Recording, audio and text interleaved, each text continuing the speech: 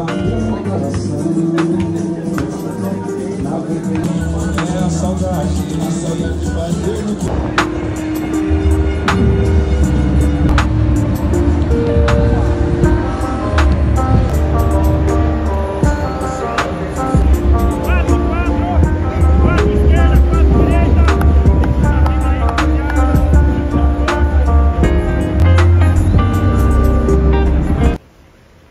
prepara todos os dias e Deus não nos colocou aqui juntos à toa, rapaziada. Deus tem um plano para a vida de cada um de nós aqui.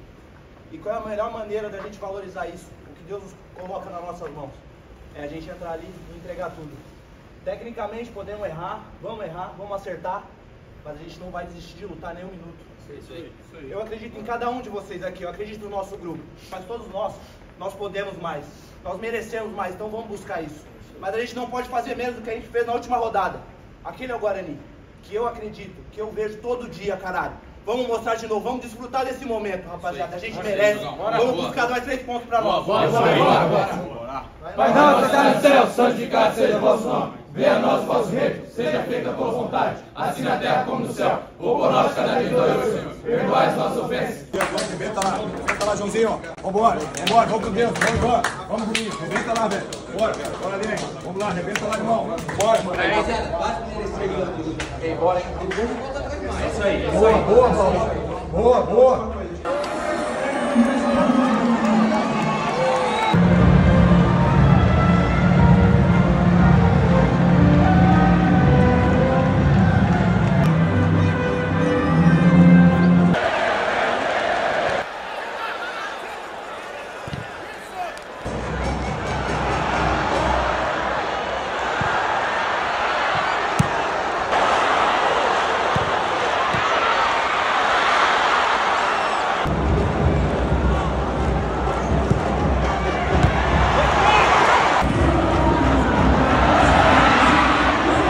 Na área ali pra concluir melhor em gol. A gente tá bem no jogo, mas a gente sabe que jogando fora de casa ainda, o time deles, apesar da fase difícil, é uma boa equipe, bons jogadores, se a gente tomar um gol, a gente pode complicar o jogo. Então, ter um pouco mais de volume e definir melhor a jogada.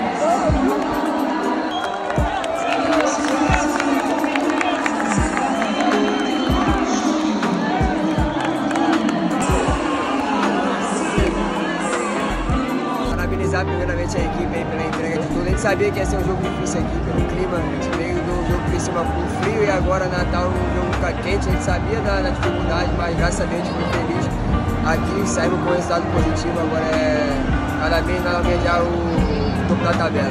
Valeu. Parabéns a todos, é esse espírito que nós temos que levar daqui pra frente e cada um por beleza? Muito obrigado, ali.